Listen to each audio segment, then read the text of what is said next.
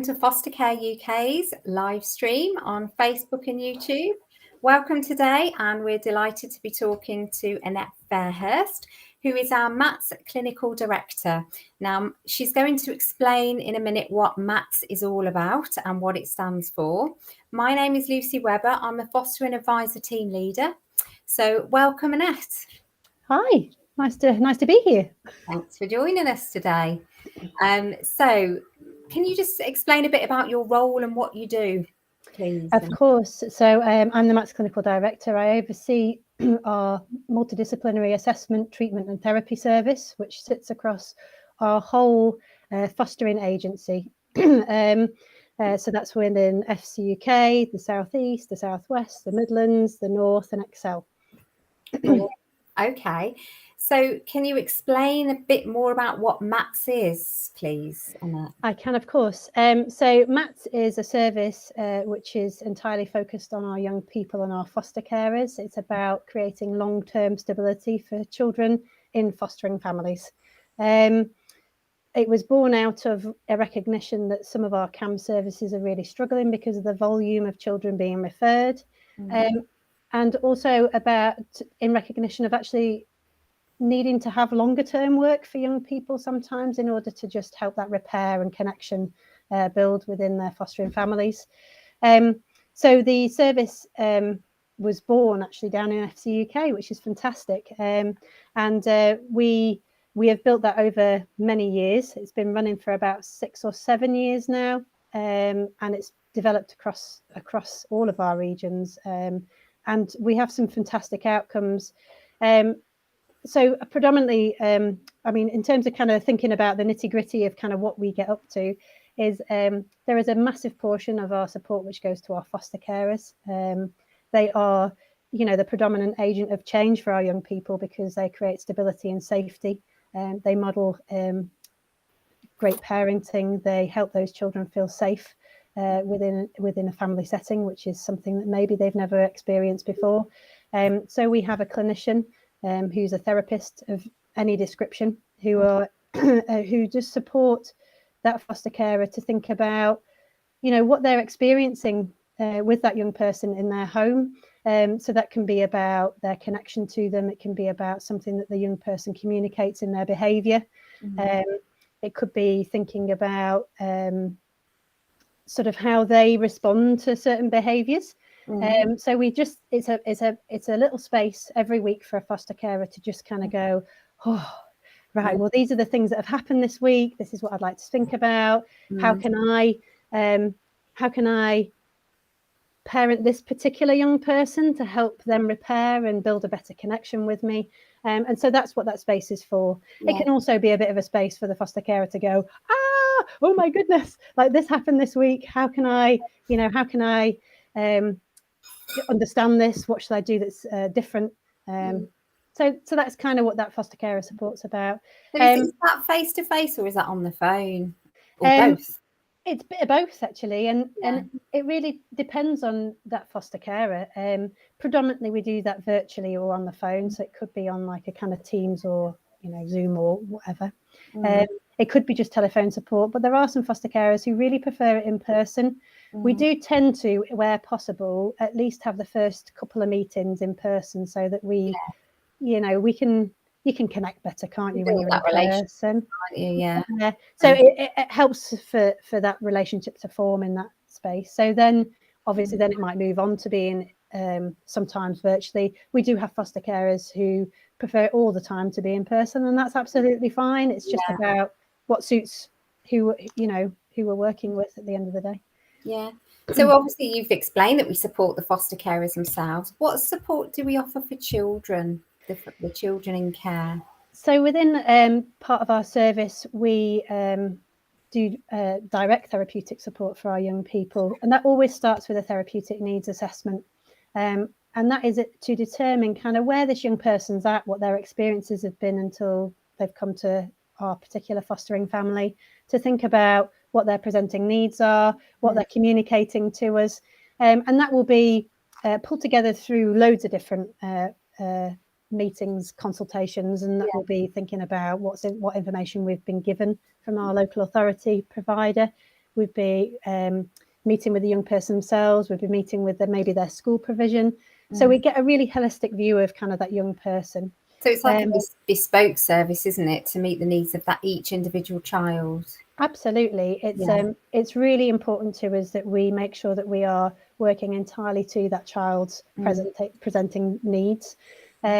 So we within that will also think about their development, think about kind of if there are any gaps. And so you're right, everything that we do within our service is absolutely bespoke to that young person and that fostering family. To think about how do we, as a professional service and within our fostering service, that's from the social work team as well as within our MAT service, think about how do we meet the child where they are, not how does that young person meet us where we want them to be.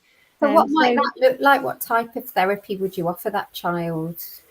Again, it depends on what we find within that assessment period. It could be that we notice there are some real gaps in their early development.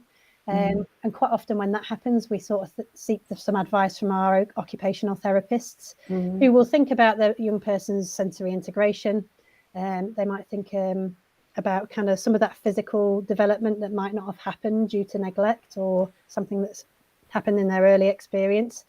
Because actually some of that physical development really informs their ability to emotionally regulate themselves.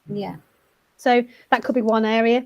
It could be that we're looking at a young person who has really struggled to form attachments and is feeling quite disconnected from people. And so we might think about maybe some dyadic work, which is essentially a therapist and our foster carer working together with that young person. So their attachment figure is in that session with them, and that could be in the shape of a theraplay type of therapy or a filial therapy or dyadic work with a creative therapist or a child and adolescent psychotherapist. There's quite a wide base to that one. So, and then we would just literally be thinking about, how do we help this young person feel safe in the presence of another adult who's got to do that parenting role. So that can be really rich in kind of how that helps that move along, because that's easily translated into their day-to-day world of being parented or being part of a family with their foster carers and how that looks in terms of the setup at their home. There are other areas. So, if we think actually this young person, we do have a foundation in which they're able to build a bit of a connection. And we do have some of those fundamental parts of their development from early doors already present, then we might work straight away in an individual kind of sense with them, whether that's creative therapies, whether that's a child and adolescent psychotherapy, whether that's needing access to something different, maybe, a speech and language assessment, because maybe we've noticed that there is a particular way that they're communicating, and maybe we're not sure whether they can retain information as well as we think that they should for their age, or maybe we're noticing that there's some real difficulty for this young person in engaging with their learning, because maybe their social and emotional development is a little bit behind their academic ability, and that's what often will happen. So maybe we need an ed psych to come and support thinking, to just think about, well, what can we do as a service alongside maybe therapeutic work to support that young person to really access their learning. So how do you measure the outcomes? Throughout the young person's journey accessing our level of support, we do regular clinical review meetings where we get the system together. They happen anywhere between 6 to 12 weekly, depending on the level of need, depending on the level of support we're providing. So we all get the whole system together, including the local authority, sometimes the schools, support workers, clinicians. And we just have a think about, where is this young person? How are they receiving kind of this level of support? What's that experience like? How does foster carers coping with that kind of increased kind of participation in something?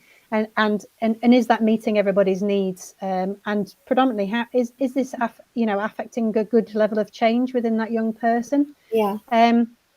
So that's one avenue where we think about kind of what we're doing, whether that's actually helpful or not.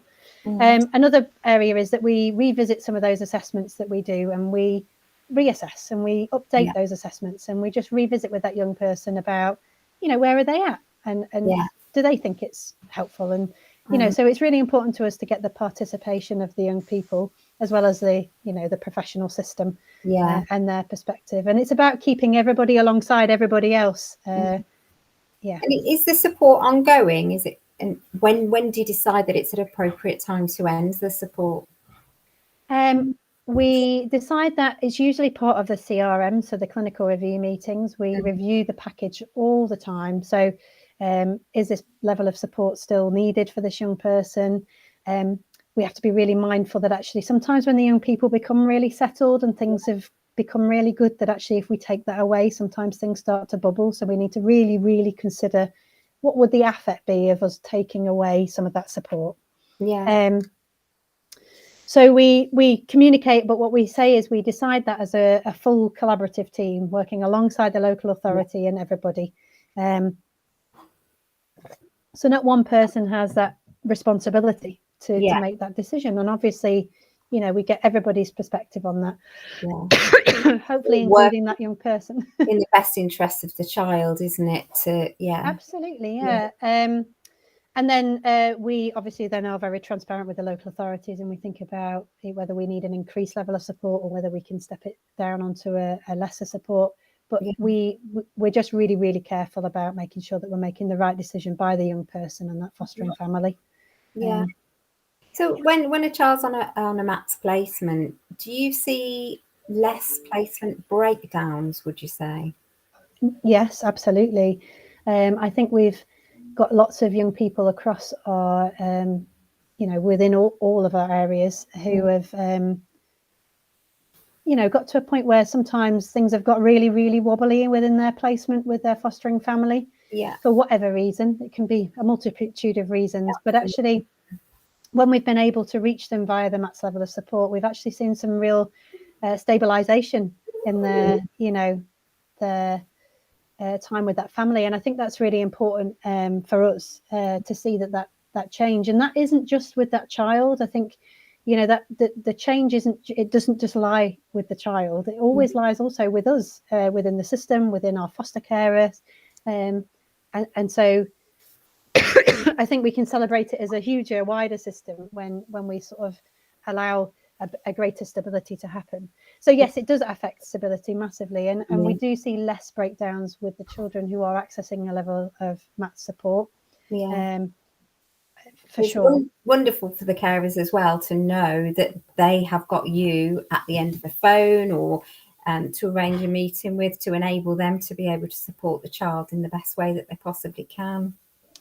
Yeah, I would hope it feels pretty supportive, and we've had some really, really good feedback across the group in terms of what that feels like. What does it? What does that clinical support feel like? And understandably, initially, if a foster care has never experienced that, they can be a little bit apprehensive. But if you ask them at the beginning, they might say, "Oh, I don't know what it's about," but give it 4 or 5 sessions, and they're already starting to see the difference that can make. Just a little space, which is separate to their, support of their social worker, which is just a little bit different and holds it in a different way. It can make a really big difference. And obviously we're all communicating, and being careful about making sure that we work as one big team, but there's also an element of that which is confidential. So, it's nice for the foster carers to know there's a bit of a space that they can just have a little vent, get all the feelings out on the table, and we can work through kind of what's been going on. I think it's hopefully really beneficial. Brilliant. Well, you've given us so much information today, Annette. Thank you so much. If anyone's got any questions, please drop them in the comments. We can respond to those. If you've got any questions for Annette, she can respond as well. This afternoon from 12:30, we have an online drop-in session, which you're welcome to join. The link to join will be in the comments as well. So please feel free to just call in, drop in, and you can ask one of our fostering advisors any questions about fostering with Foster Care UK. We also have a YouTube channel, so please like and subscribe our YouTube channel. Share this post as well if it's something that you feel other people on your other friends may be interested in, please share. But if you'd like to call us, our number here is 0800 012 4004. So there's lots of ways you can contact us and speak to one of our friendly fostering advisors who'd love to chat with you. But thank you for watching today, and thank you so much, Annette. You're very welcome. It's been nice to be here. Thank you. Take care. Take care.